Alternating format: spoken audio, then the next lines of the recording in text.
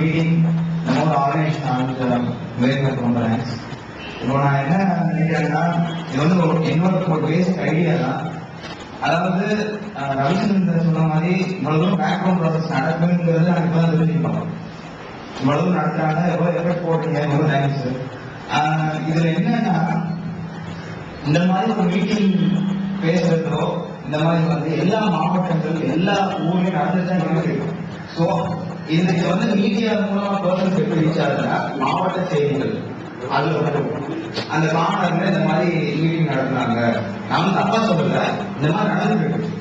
So இதை வந்து எந்த மாதிரி மீடியாவுக்கு நம்ம கொண்டு போகலாம் அப்படின்னு ஒரு எனக்கு தெரிஞ்ச ஒரு கான்செப்ட் சொல்றேன். நம்மகிட்ட வந்து எவ்வளோ மேஜர் ரிசோர்ஸ் இருக்கு. ஒரு சிம்பிள் எக்ஸாம்பிள் சொல்றேன். ஸ்கூல் ஸ்டூடெண்ட்ஸ் மற்ற ஊருக்கு போயிட்டீங்கன்னா ஸ்கூல்னு பாத்தீங்கன்னா டிஃப்ரெண்ட் டைப்ஸ் ஆஃப் ஆர்கனைசேஷன் தான் நடத்துறாங்க. இங்க நம்ம ஊர்ல மட்டும்தான் இந்த ஷாபியா கேஎஸ் மேனேஜிங் போர்டுன்னு வச்சு எல்லா ஸ்கூல் எல்லாமே கண்ட்ரோல் ஒரே கண்ட்ரோல் வருது. ஸோ இந்த ஸ்டூடெண்ட் ரிசோர்ஸை நம்ம நல்லா யூட்டிலைஸ் பண்ணணும். நான் இப்ப ஒரு எக்ஸாம்பிள் சொல்றேன். பஸ்ல வரும்போது ஏற்கனவே நான் வர ரெகுலர் பஸ் தான், அவன் எப்பயும் விருதுநகர்ல வருவான்.